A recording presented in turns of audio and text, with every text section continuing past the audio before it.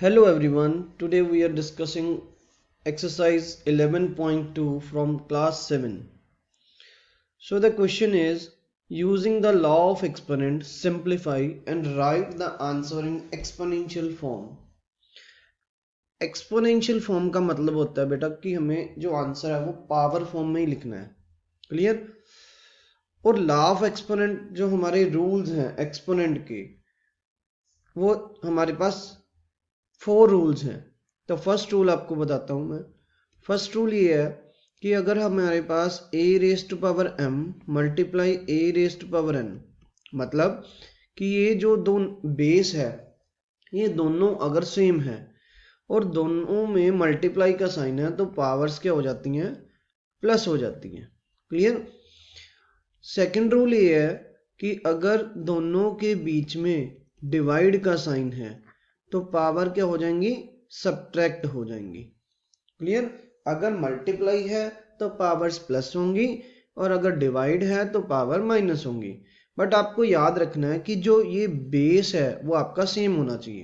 Clear? Third is a raise to power m raise to power n means कि power के ऊपर power है। Clear?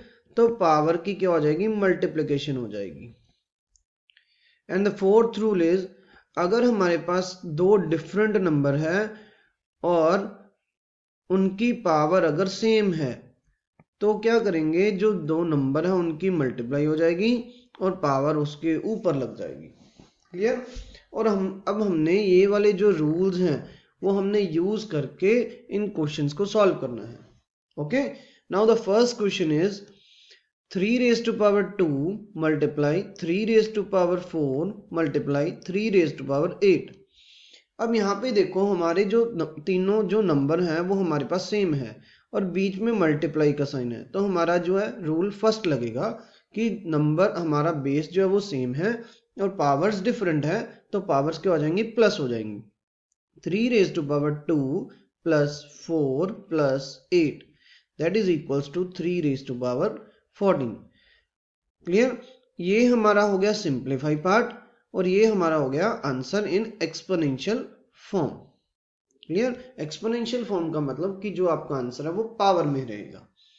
Now the second part is 6 raise to power 15 divide by 6 raise to power 10। अब यहाँ पे देखो कौन सा रूल लगेगा? Rule number 2। तो यहाँ पे देखो जो 6 है वो बेस जो है वो आपका सेम है और बीच में डिवाइड का साइन है। डिवाइड है तो क्या होंगी? पावर्स क्या हो जाएंगी? सब्ट्रैक्ट हो जाएंगी। 6 raise to power 15 minus 10 that is equals to 6 raised to power 5. This is the answer of second part. Now move to the third part. Third part is a raised to power 3 into a raised to power 2. अब यहाँ पे देखो multiply है और base क्या है? हमारा a है दोनों का, तो दैट इज सेम। सेम है तो पावर मतलब ये जो मल्टीप्लाई का साइन है तो पावर्स क्या हो जाएंगी? Plus. a raised to power 3 plus 2 that is equals to a raised to power 5. Fourth part is 7 raised to power x into 7 raised to power 2. अब यहाँ पे देखो मल्टीप्लाई है और बेस सेम है तो हमने पावर्स को क्या कर देंगे? प्लस कर देंगे। 7 raise to power x plus 2। अब ये जो x प्लस 2 है ये दो अनलाइक टर्म्स है तो ये ऐड नहीं हो सकती, तो this is the final answer of this part. Clear?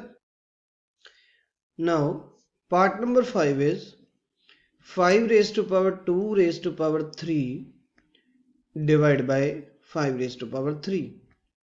अब यहाँ पे देखो पावर टू द पावर है तो पावर टू द पावर है तो हमारा थर्ड रूल लगेगा। अगर पावर की पावर होती तो पावर मल्टीप्लाई हो जाती है। That means 5 raised to power 2 into 3 is 6 divide by 5 raised to power 3। और अब हमारा डिवाइड है तो डिवाइड है तो पावर क्या हो जाएंगी? Subtract. 6 minus 3 that is equals to 5 raised to power 3. Clear? Now move to the sixth part. Sixth part is 2 raised to power 5 into 5 raised to power 5 that is equals to, अब यहाँ पे देखो ये जो power है वो same है, number है डिफरेंट है, तो हमारा रूल नंबर 4। तो क्या होगा? दोनों नीचे जो नंबर है उनकी मल्टीप्लाई हो जाएगी और पावर ऊपर एक बार लिख देंगे। 5 2 जा 10, 10 raised to power 5 is the answer. Now part number 7 is a power 4 into b power 4. अब यहाँ पे सेम 6 पार्ट वाला रूल, तो यहाँ पे क्या लगेगा a into b raised to power 4, or you can write ab power 4. This is the answer of part number 7. Next, part number 8 is 3 raised to power 4 raised to power 3. अब अगर power to the power है तो power की क्या हो जाएगी multiplication, तो we can write 3 raised to power 4 multiply 3, that is equals to 3 raised to power 12. This is the answer of part number 8. Now part number 9 is 2 raised to power 20 divided by 2 raised to power 15 into 2 raised to power 3. अब यहाँ पे देखो board मास के according हम पहले क्या करेंगे, bracket को सॉल्व करेंगे। तो ब्रैकेट है तो इसको हम सॉल्व करेंगे और यहाँ पे क्या है डिवाइड का साइन है, और अगर डिवाइड का साइन होता है तो पावर क्या हो जाती है minus. Okay, multiply 2 raised to power 3। अब यहाँ पे हमारे पास बचा 2 raised to power 5 into 2 raised to power 3। अब बेस सेम, बीच में मल्टीप्लाई, तो पावर क्या हो जाएंगी plus, that is equals to 2 raised to power 8. Now last part of this question is 8 raised to power t divided by 8 raised to power 2। अगर divide और base same है तो क्या हो जाएंगी power subtraction, t minus 2, and these are two unlike terms. So this is the final answer of this question.